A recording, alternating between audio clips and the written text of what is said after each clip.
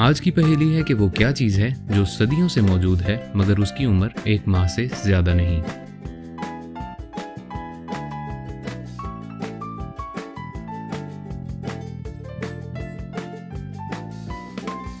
इस सवाल का सही जवाब है चांद। जी हाँ, चांद सदियों से मौजूद है मगर उसकी उम्र एक माह से बढ़ती नहीं। और क्या आप जानते हैं वो क्या चीज़ है जो एक जगह बंधी हो फिर भी चलती रहती है? अगर आप जवाब जानते हैं तो कमेंट सेक्शन में टाइप करें। मज़ीद पहेलियों के लिए चैनल को सब्सक्राइब करना मत भूलें।